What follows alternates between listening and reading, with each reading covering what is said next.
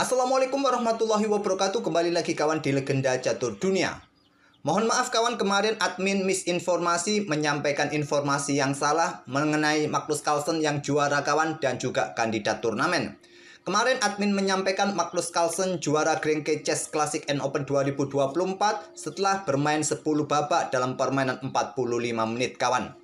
Ternyata ada babak playoff-nya kawan. Posisi pertama berhadapan dengan posisi kedua, posisi ketiga berhadapan dengan posisi keempat, dan posisi kelima berhadapan dengan posisi keenam kawan. Tapi tetap juaranya akhirnya juga Magnus Carlsen mengalahkan Richard Rapport di playoff atau title match itu. Nah, mengenai kandidat turnamen, kemarin admin menyampaikan bahwa tadi dini hari sudah dimulai. Kesalahan admin yang ini cukup lucu juga kawan. Admin mengira sudah tanggal 4 April kawan kemarin itu. Jadi saya mengira hari ini adalah tanggal 5. Ternyata masih tanggal 2 April kawan. Saya salah membaca kalender yang ada di komputer. Jadi salah menyampaikan informasi mengenai kandidat turnamen. Kandidat turnamen akan dimulai tanggal 4 April waktu setempat, waktu Kanada. Kalau di tempat kita ya tanggal 5 dini hari kawan. Atau tanggal 4 dini hari baru dimulai. Ya kurang 2 hari lagi baru akan dimulai kandidat turnamen di Toronto itu. Sekali lagi mohon maaf kawan, ya ini menandakan admin hanya manusia biasa, salah informasi, salah analisa, ya kelemahan admin di situ. Jadi sekali lagi terima kasih bagi kawan-kawan yang sudah mengingatkan admin di kolom komentar. Nah, permainan Magnus Carlsen menghadapi Richard Rapport kawan tidak akan kita ulas. Mungkin saya simpan saja untuk nanti sore ataupun juga ingin mengulas game-game yang lain kawan. Nah, di turnamen Grenke Chess Classic and Open 2024 ini selain untuk kelas klasik kawan diikuti oleh 6 Grandmaster utama yang sudah kita ulas game-gamenya, juga ada kelas Open kawan. Nah, kelas Open ini ada Open A, Open B, Open C. Tadi saya belum sempat melihat Open B, Open C ini kawan. Nah, yang menarik di Open A ini kawan, pemenangnya adalah Hans Niemann Moke kawan. Nah, Hans Niemann nanti akan promosi tahun mendatang jika Grenke Chess Classic ini tetap digelar. Hans Niemann bisa masuk ke kelas klasik. Dan jika Magnus Carlsen tetap main nanti tahun depan kawan, maka keduanya akan berhadapan lagi di atas papan kawan. Setelah beberapa tahun tidak berjumpa di atas papan, kemungkinan tahun depan Hans Niemann bisa berhadapan dengan Magnus Carlsen di atas papan. Kita tunggu saja event tahun mendatang. Hans Niemann Moke memenangkan Open A ini tak terkalahkan kawan. 7 kali menang dan 2 kali remis mendapatkan 8 poin. Memimpin turnamen sesi A ini sendirian. Selisih setengah poin atas pesaing terdekat Ivan Sarik, Fedosev, Kolat, ataupun Arjun Erigaisi ini kawan dengan 7,5 poin. Dan total elo yang didapat atas kemenangan-kemenangan di turnamen ini mendapatkan tambahan 12 poin elo rating kawan. Nah, kita akan ulas salah satu permainan Hans Niemann Moke kawan. Di event ini saya pilih pada game ke-8 kawan menghadapi pecatur tuan rumah Fredrik Sven. Dan di sini Hans Niemann memilih pion E4 sebagai pembukaannya, pion raja. Dibalas dengan permainan Sicilia defense pion C5. Setelah kuda F3 ini ada pion E6 variasi Prancis kawan. Tidak dengan pion D4 tapi kuda C3 terlebih dahulu pilihan Hans Niemann Moke. Kuda C6, nah berlanjut di sini pion H3 lanjut Hans Niemann Moke yang biasanya kawan pion D4 masih pilihan utama untuk melanjutkan permainan Sicilia terbuka. Mungkin jadi seperti ini nantinya, gajah E3 setelah menteri tadi ke C7, pion A6 berlanjut ke variasi Kankah ataupun Taimanov di sini kawan, atau variasi pin gajah keluar ke petak B4. Oke, tak perlu perpanjang variasi ini. Di sini Hans Niemann memilih variasi sampingan kawan, langsung memilih jalur sampingan dengan pion H3. Setelah gajah E7 ada pion G3. Cukup menarik settingan dari Hans Niemann ini kawan di pembukaannya. Dan pion D6 sekarang setelah gajah G2 ada kuda F6 diikuti rokade. Kedua pemain memilih rokade pendek langsung di langkah ketujuhnya.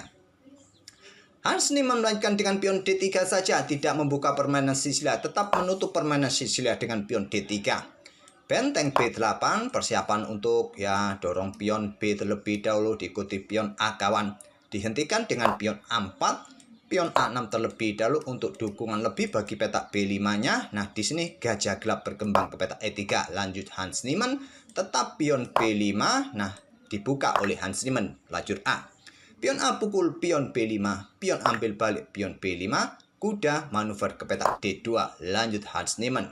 Persiapan pion F-nya kah, ataupun juga persiapan membuka akses diagonal terang kah, Nah, di sini ada pion D5, lanjut vertex frame untuk menantang pertukaran pion di lajur pusat agar permainan terbuka dan tujuannya adalah garbuan nanti pada 2 perwira ini kawan. Tentu diterima oleh Hans Niemann, pion E pukul pion D5. Nah, di sini pion E pukul balik pion D5, tujuan tetap kawan untuk garbu 2 perwira, kemudian gajah lari petak F4 terlebih dahulu serang benteng. Benteng bergerak ke petak B6 naik. Apakah persiapan juga netralisir kekuatan benteng putih nanti di lajur A bergeser ke petak A6. Nah, kemudian benteng langsung menusuk ke petak A8. Pion H6 terlebih dahulu ataupun menteri ke petak D7. Ini juga kuat kawan, maaf salah. Ke petak D7 di sini bukan ke sini ya ada gajah. Ya ke sini kawan, salah satu opsi terkuat untuk menghindari pin. Memilih membuat langkah menunggu juga dengan pion H6, kontrol petak G5 ataupun juga berikan ruang bagi raja agar tidak ada masalah di baris belakang karena putih sudah menusuk di baris belakang kawan, sudah melakukan infiltrasi dengan bentengnya. Kuda B3 menekan pion yang di sini, kemudian ada benteng A6 langsung netralisir. Benteng pukul benteng, ambil balik oleh gajah, diikuti dengan benteng E1 menekan gajah kawan untuk mendapatkan pion di sini mungkin. Backup dengan benteng E8, selanjutnya gajah ke petak E5. Menawarkan diri kawan untuk melakukan pertukaran. Apakah juga untuk melakukan persiapan sikat kuda nanti ke depan kawan, benteng pukul benteng nanti akan mengikutinya dan pion ini akan diambil oleh putih ke depan, kita lihat saja. Dan langsung diterima oleh Fredrik Sven dengan kuda sikat gajah. Ambil balik oleh benteng, menekan pion ini 3 kali kawan, bersama benteng, bersama gajah, bersama kuda. Dan pion C4, pilihan yang bagus untuk mengusir kuda kawan. Bagaimana jika pion ini yang didorong? Ya, kuda ini akan lompat ke petak E4, simple. Mungkin pertukaran terjadi di sini kawan. Ambil balik dengan gajah kah? Ataupun juga nanti diikuti gajah bergerak ke petak D6, pertukaran benteng terjadi. Memilih dengan pion C4, pilihan terbaik kawan untuk dorong pion ganggu kuda. Nah, kuda lari ke petak D4. Nah, sekarang gajah C5 untuk menyerang kuda, untuk pressure pion petak F2 kawan. Kuda lompat ke C6, ancam menteri. Kemudian di sini petak terbaik adalah gajah ini diluncurkan kawan. Ke sini skak, raja ambil, diikuti dengan menteri ke petak B6 skak, bisa mendapatkan kuda di sini. Blokade dengan pion D4K, menteri ambil kuda di petak C6, salah satu opsi juga.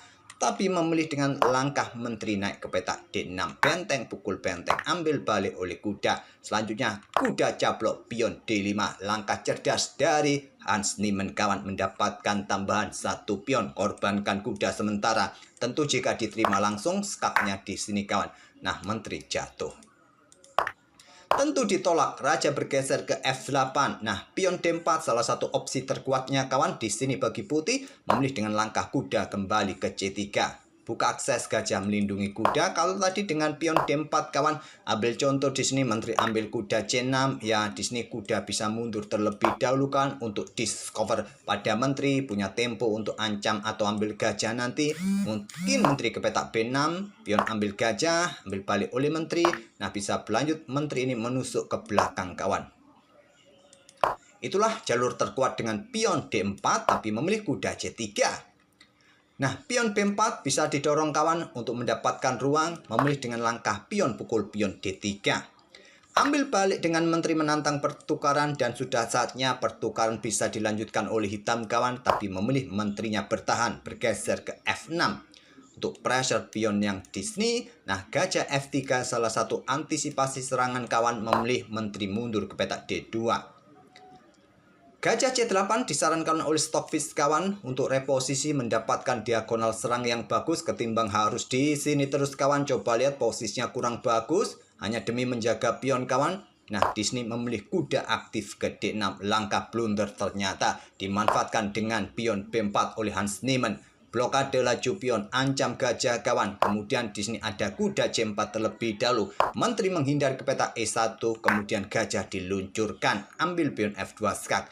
Ambil oleh menteri, menteri hitam mendapatkan kuda C3 dan di sini kawan berlanjut menteri ke C5 skak. Raja bergeser ke G8, kuda E7 skak. Raja ke H8 diikuti raja naik kawan untuk menghindari tempo di area-area terang. Bersembunyi terlebih dahulu sebelum melakukan pergerakan-pergerakan. Mungkin siap nanti mengancam gajah di sini kawan.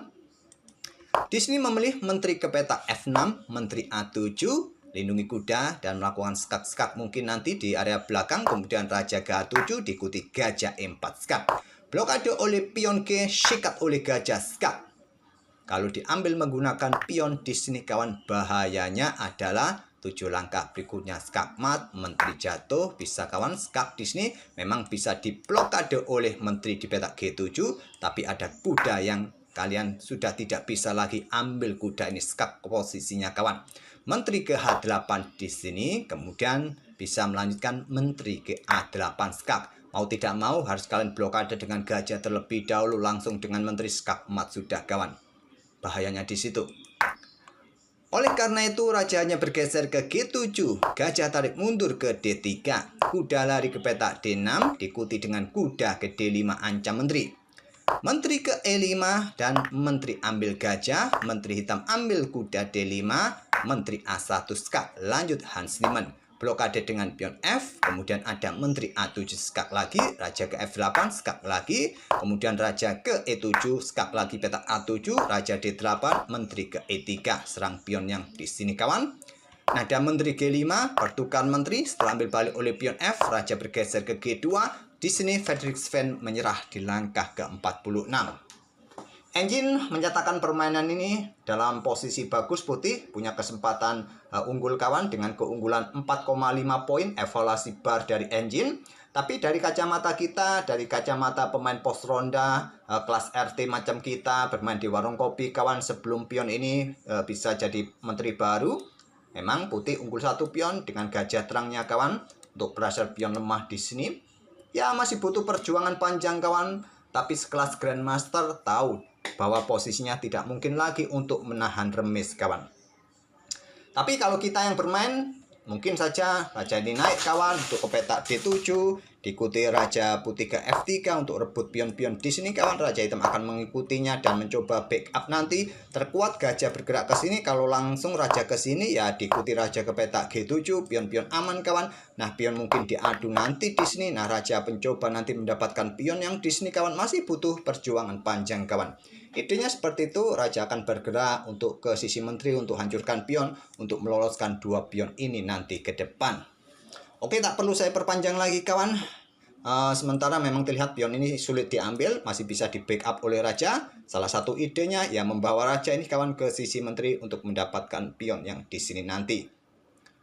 Oke, itulah kawan permainan Hans Niemann Moke di game ke-8 menghadapi pecatur tuan rumah Frederick Sven, dan akhirnya Hans Niemann Moke memenangkan turnamen Open sesi A kawan, dan Magnus Carlsen memenangkan untuk kelas klasiknya. Sekali lagi selamat buat kedua pemain, dan kita tunggu saja tahun depan keduanya bisa bertemu di atas papan. Dan sekali lagi mohon maaf misinformasi yang admin sampaikan kemarin, dan kita akan bertemu di video-video berikutnya. Wassalamualaikum warahmatullahi wabarakatuh.